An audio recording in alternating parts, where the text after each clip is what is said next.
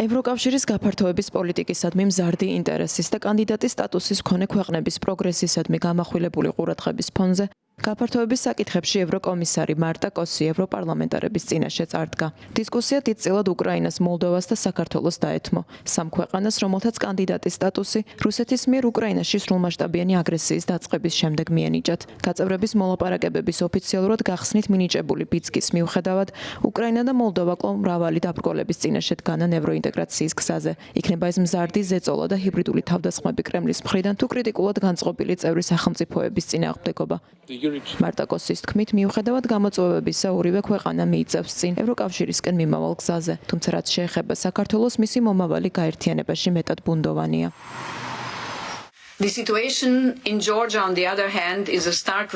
საქართველოში არსებული ვითარება მკაფიო შეხსენებაა იმისა, რომ ევროკავშირში გაწევრიანების გზა ადვილი არ არის და შესაძლოა ამ გზაზე დაბრკოლებებს წავაწყდეთ. ძალიან უხუა, რომ ხელისუფლება ევროკავშირში ინტეგრაციისგან დაშორებას განაგრძობს.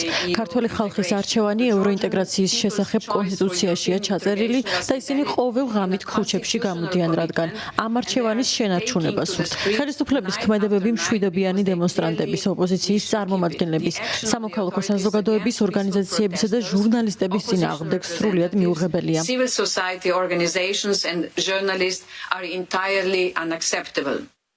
ევროკომისიამ უკვე შეაჩერა საქართველოს ხელისუფლებისთვის განკუთვნილი 100 მილიონ ევროზე მეტი ოდენობის დაფინანსება. წარდგენილია წინადადება საქართველოსთან სავიზო რეჟიმის ლიბერალიზაციის შესახებ შეთანხმების ნაწილობრივ შეჩერებასთან დაკავშირებითაც, რომელსაც ევროკავშირის წევრი ქვეყნები 2025 წლის იანვრის ბოლომდე უყრიან კენჭს. მარტა კოსის თქმით, ევროკავშირი განაგრძობს საქართველოს სამოქალაქო საზოგადოების და დამოუკიდებელი მედიის მხარდაჭერას. ჩვენ ვაგრძელებთ სამოქალაქო საზოგადოების ორგანიზაციებისა და დამოუკიდებელი მედიის მხარდაჭერას. მათთვის უკვე გამოყოფილია 8,500,000 евро. მზად ვართ გამოვყოთ დამატებით 7 მილიონი евро საკომუნიკაციო საქმიანობისთვის. ასევე ჩვენ უნდა გავაგრძელოთ ქართული ოცნების ხელმძღვანელობის მიერ გავრცელებულ დეზინფორმაციაზე რეაგირება.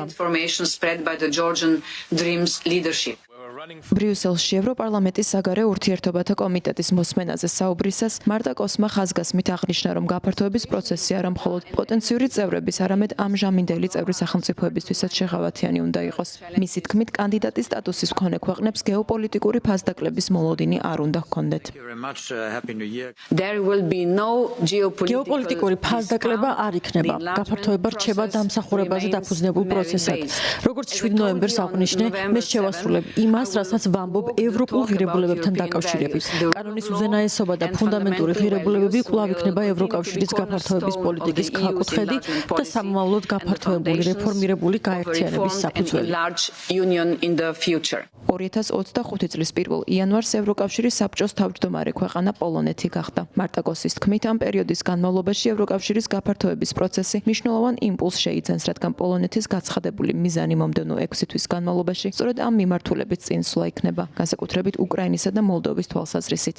რაც შეეხება საქართველოს, მისი მომავალი მეტად ბუნდოვანია. ანალიტიკოსები ამბობენ, რომ ევროკავშირში ამ დრომდე არ არსებობს სრულყოფილი კონსენსუსი იმის თაობაზე, თუ როგორ უნდა გაგრძელდეს კანდიდატის სტატუსის მქონე ქვეყანასთან თანამშრომლობა. თუმცა გაფართოების საკითხებში ევროკომისარი პირობას დებს, რომ სამომავლოდ საქართველო მისი ერთ-ერთი პრიორიტეტი იქნება.